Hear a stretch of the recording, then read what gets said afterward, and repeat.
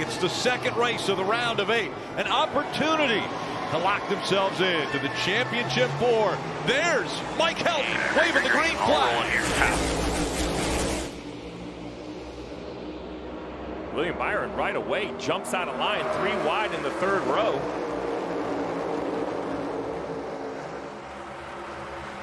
Quickly, we see Bubba Wallace jumping out front. Martin Truex Jr. did not have the start he was hoping for. Now to the bottom of the racetrack. He challenges for the lead.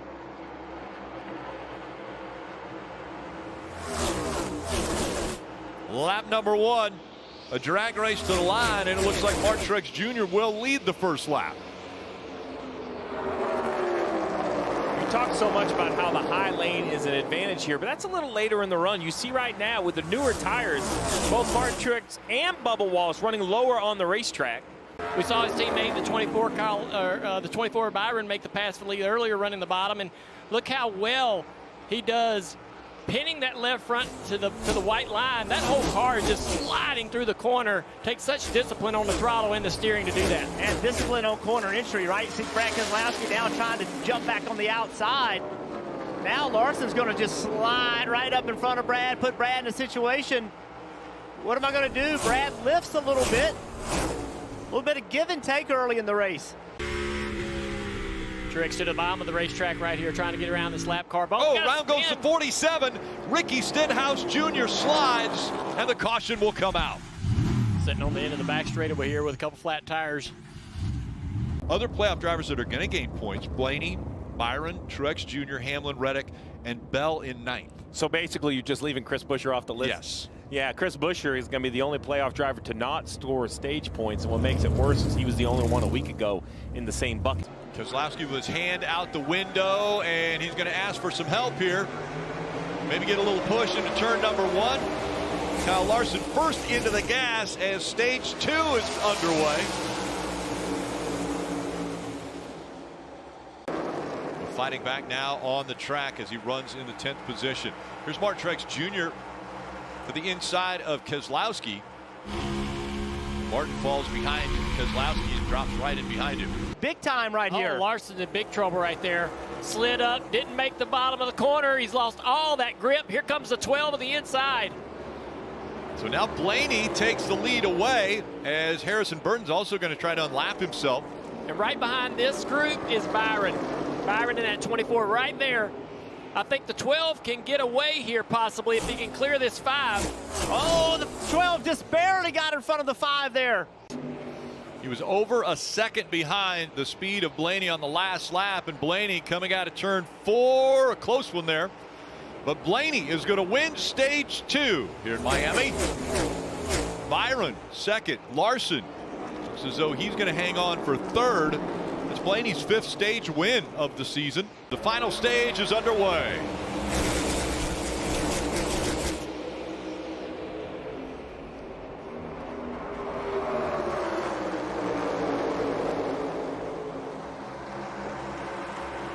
Blaney in the middle of the track. A 3-car fight for 3rd behind him.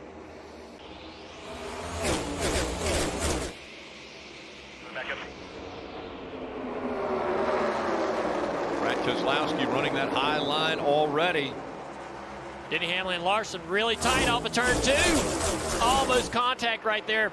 Look at the 5 gain to the rear bumper. Oh, the 5 into the water. The barrier's right at the end of pit road. He slides into him, damage to the right front. That's going to bring the yellow out. They're going to have to throw the caution to be able to repair those barriers. Now 46 when they get to the line. Laps remaining to determine, can someone lock themselves into the championship 4? Harvick didn't get a good start there. Now he's 3 wide.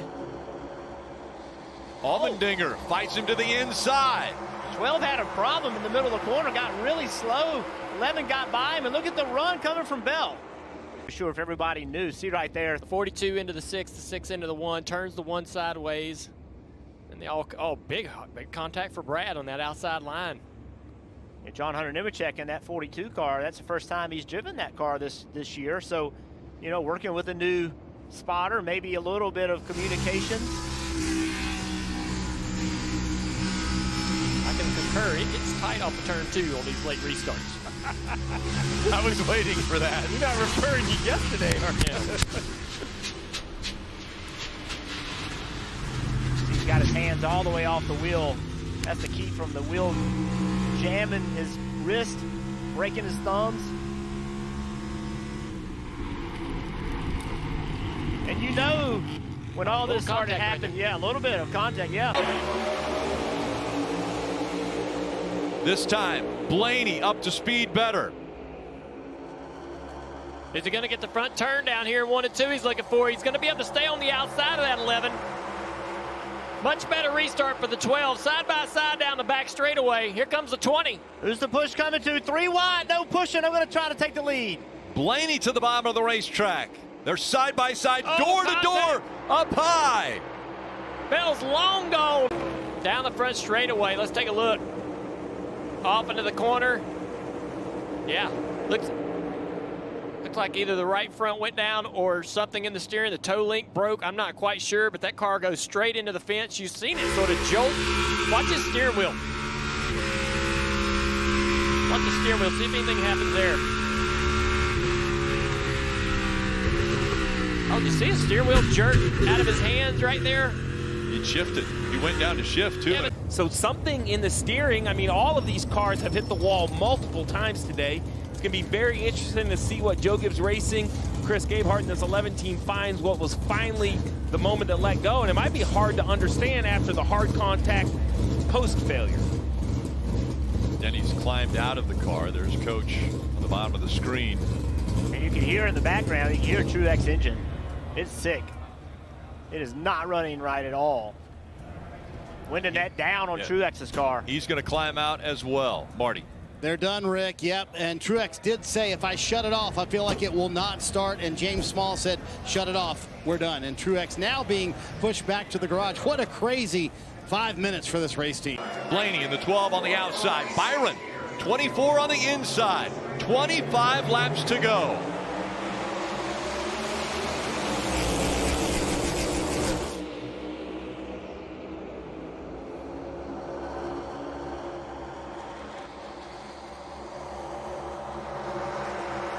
Blaney fighting hard on the outside there. Much better restart for him on new tires. Side by side, here comes the 20 with a run. Does he go to the bottom of the racetrack? Byron's had good speed on the short runs all day, not good on long runs. He needs to get this lead right now. Blaney fighting hard on the outside there. Much better restart for him on new tires. Side by side, here comes the 20 with a run. Does he go to the bottom of the racetrack? Byron's had good speed on the short runs all day, not good on long runs. He needs to get this lead right now. Just can't clear the 12 right here. Here comes, there's the 12, Blaney. Back by down the front straightaway. The 24 is going to side draft a little bit. They even out into 1. 24 surging ahead, and the 12 drops back to second now. Just try to work the middle there. Oh, the 20 throttles up. He might get to the quarter panel. We're side by side to the flag stand. 15 laps to go. Now for the lead, Bell on the inside. Byron gassing it up on the outside, trying to keep that momentum up as he goes almost all the way up to the wall. 20's clear off of 2. Blaney goes to the inside of the 24. He buried that car on the entry to 3 and now draws even to the 24. Byron really struggling here late. When you talk about risk versus reward, this is where the 12's got to go for it. Just ship it down in there.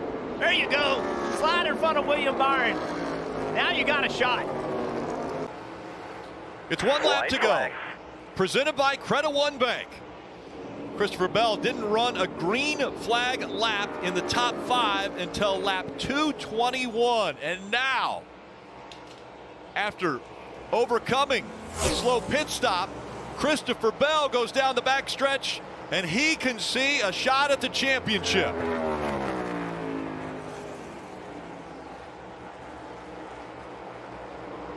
Christopher Bell off of turn 4. And the 28-year-old is going to lock himself into the championship 4. He's won in Miami. Okay.